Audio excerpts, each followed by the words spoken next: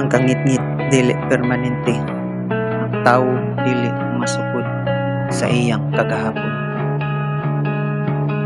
Nataw sa kasakit, isulod ang kalisod.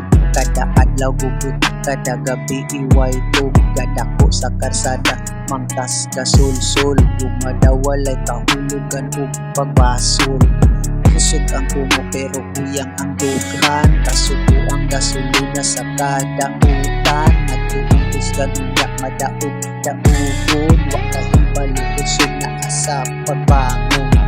Naglakaw sa dalang away destinasyon. Nadani sa kayo ng pasok sa ambisyon. Ikadena ang kamupangandoy na lutag. Nabilang ang lawas kalag na damag. Kung mahuduang tanan nga dambo, ayaw ihiko ka o galingon pag-ampo. Kay kagahapon dili mauy hukom, kaumaon sa desisyon na likom.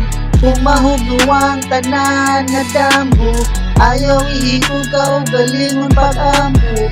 Kay kagahapon dili mauy hukom, kaumaon sa desisyon na likom. Sulod sa rehas nakit ang refleksyon, konsensya na lumot, nakuha atensyon. Gabi daw ning hukom sa mga kahilong, unlan nahing saksi sa mga pagluong.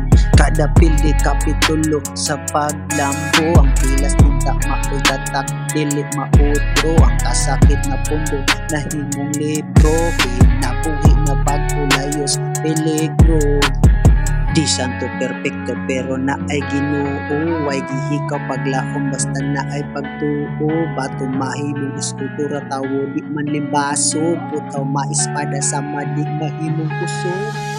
Kung mahudnuang tanan nga dambo, ayaw ihiko ka o galingon pag-ampo.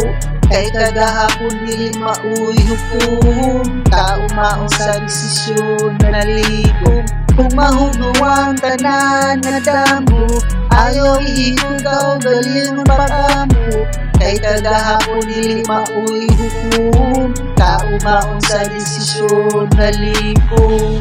Ang kangit-ngit sakit pinakalisod nga hagit ang gabi igapulaw gaandang pagsubang sa adlaw. Tinuod bayani dili sa way kapakyasan kundi sa kapila gipukan ni bangon sa makadagha. Ang kung naanak kay ikasulti, paminawa imong konsensya permanente.